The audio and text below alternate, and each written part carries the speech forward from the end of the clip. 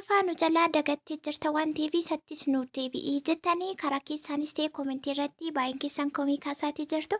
Isa kana kallattii sadii irratti karaa gabaa gurraachaa akkasuma baankii daldala Itoophiyaa sadaffaan Awaash baankii irratti Oman riyaal, yuuroo, joordaan dinaar, suuziin firankii, Ameerikaa doolaar, Kanaadaa doolaar, Turkii riilee, Yaman riyaal, Saawud Arabiyaa riyaal, Dubaay dirham, Kuweet dinaar, Bahareen dinaar, akkasuma Awustiraaliyaa doolaar, Ijiptaan paawundii, Chaayinaa yuwan, paawundi sterlingii fi kanneen kana fakkaatanii isinii qabadhee dhufeetii jira kallattii sadii irrattiin jechuudha. Isin immoo gaafa viidiyoo laayikii gochuutiin jalqaba hundumti keessaniyyuu laayikiin keessanii warra keessaanis ta'e as koomentii jalattis ta'e gaafataniidhaaf viidiyoon dafee vaariyaaliin bee gara isaanii bira akka qaqqabu deebii akka argataniif gargaara waan ta'eef walii keessaniif sheerii laayikii gochuu hin irraanfatina. Bakka jirtanitti nagaan isiniif haa ta'u akkam jirtu. Arrii Noovembarii 25 2025 Olmaa sharafni maallaqa guyyaa har'aa ittiin jiruu fi haalli amma ittiin jiruudha. Maallaqni dabaleetu jira jechuudha. Baankii irrattis karaa gabaa gurraachaanis akkasuma immoo karaa baankii daldala Itoophiyaa ta'e baankii daldala Itoophiyaa biiroo guddaan jira isiniin jedheen ture bakka inni itti hin daballe hin jiru jechuudha. Maallaqni dabaleetu jira. Of eeggannootiin ergachuu qabdu yeroo akkasii immoo maaliif yeroo maallaqni akkasuma guyyaa irratti dabaluu kana gargareen hin kaawwan ta'eef jidduutti akka nyaatamne isa kanallee of eeggannoo gocha. Amma kana turtii keessanii viidiyoo kana wajjiniitiin godha. Keessattuu Awaash baankii irratti nutti himii warri jettan Awaash baankii irrattis akkasuma karaa gabaa gurraachaa baankii daldala Itoophiyaa irratti ni ilaallaa jechuudha. Jalqaba kan ilaallu gabaa gurraachaatti aansee karaa baankii daldala Itoophiyaa sadaffaan immoo Awaash baankii ta'a. Viidiyoon ni gabaabbataa aga xumuraatti waliin tura. Laayikii sheerii gochuu sabiskiraayib gochuu hin irraanfatina jecha. Jalqaba kan ilaallu Oman riyaalii. Oman riyaalii tokko karaa gabaa gurraachaatiin guyyaarraa 471 tuqaa saantiba 7 oolee jira. Karaa gabaa gurraacha irratti jechuudha.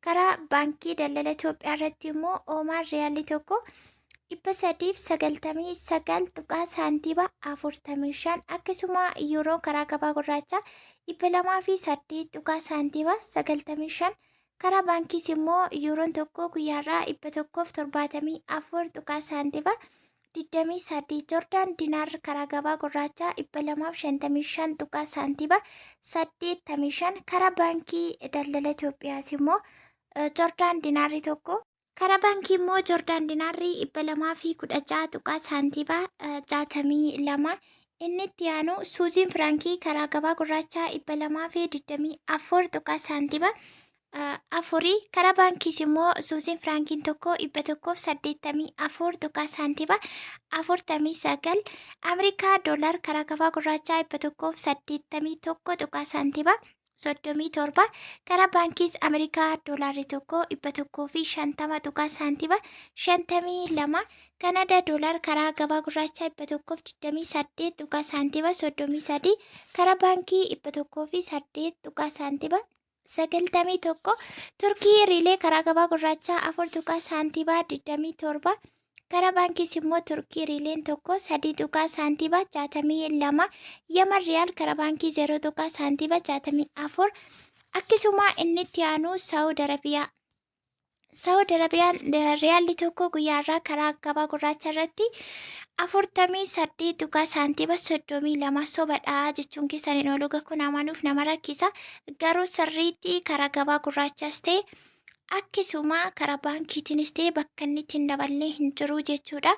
Saawud Arabiyaa guutummaa guutuutti kanaan durasii baay'een keessanii dallaalaa akkasiin qabnu gadi buusanii erguu kan jedhu amma kana haala ammaa kanarratti 45 haga 45-50tti kan ergan ni jiru jechuudha. Dallaalonni garuu guutummaa guutuutti weebsaayitii irratti Saawud Arabiyaa riyaalli tokko karaa gabaa gurraacha 48 tuqaa saantiba 32 karaa baankiitiinis immoo warri karaa baankii ergattanii 40 tuqaa saantiba 13 Dubaay dirham karaa gabaa gurraachaa 49 tuqaa saantiba 41 karaa baankiis immoo Dubaay dirhamni tokko 40 tuqaa saantiba 98 Kuweet dinaar karaa gabaa gurraachaa 589 tuqaa saantiba 95 karaa baankii 481 tuqaa saantiba 10 akkasuma Bahareen dinaar Bahariin dinaarri tokko karaa gabaa gurraachaa 480 tuqaa saantiibaa 63 karaa baankiis bahariin dinaarri tokko guyyaarraa 407 tuqaa saantiibaa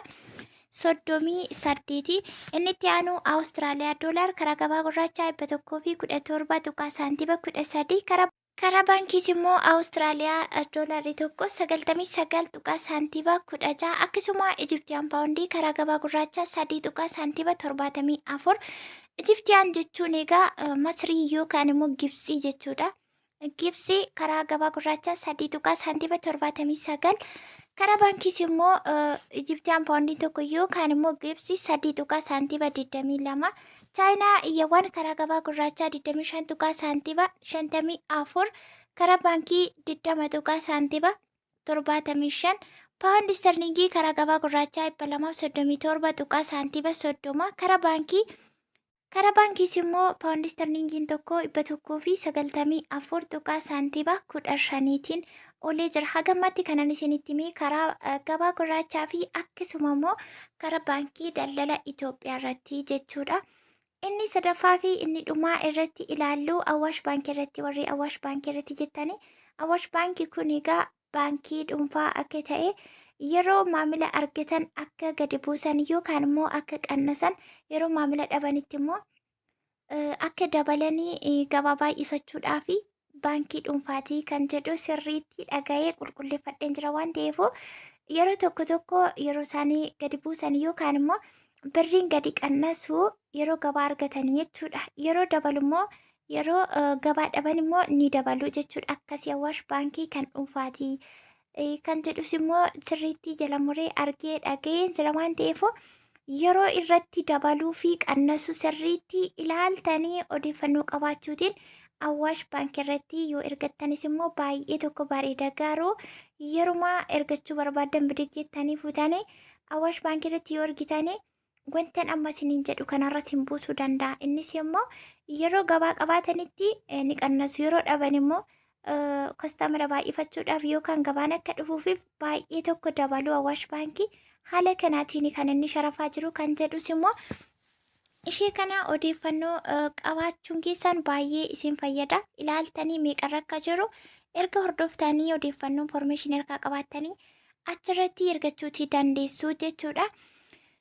Itti aansuun egaa Awaash baankiis immoo Noovembarii 25 2025 jedhee beeksisa inni baasee weebsaayitii isaan irratti maxxansee Ameerikaa doolaarri tokko 150 tuqaa saantiibaa 90 yuuroo 174 tuqaa saantiibaa 13 Ijiptiyaan paawundii 198 tuqaa saantiibaa 56 Suuziin firaankii 181 tuqaa saantiibaa 41 Saawud Arabiyaa riyaalli tokko irra caalaan keessan kan biyya Arabaa birrii biyya Arabaa yookaan maallaqa biyya Arabaati kan isin Awaash baankii irratti baruu fi beekuutii barbaadan waan ta'eef Saawud Arabiyaa riyaalli tokko immoo guyyaarraa Awaash baankii irratti 42 tuqaa saantiibaa 76 olee jiraachuudha.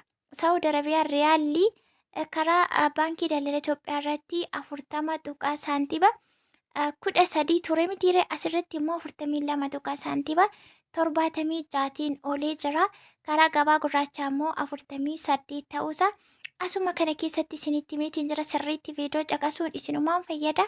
Inni itti aanu Dubaayii Dirham Awaash baankii irratti guyyaarraa 43 tuqaa saantiibaa 69. Inni itti aanuu fi inni dhumaa Kanaadaa doolaar Awaash baankii irratti guyyaarraa 108 tuqaa saantiibaa 12tiin oleetu jiraachuudha. Keessattuu warri Awaash baankii irratti ergattanii wantichi dhimma dhuunfaati. Dhimma nama dhuunfaa baankiin kan nama dhuunfaati waan ta'eef erga qulqulleeffattanii boodadha kan isin achirratti ergachuu dandeessanii.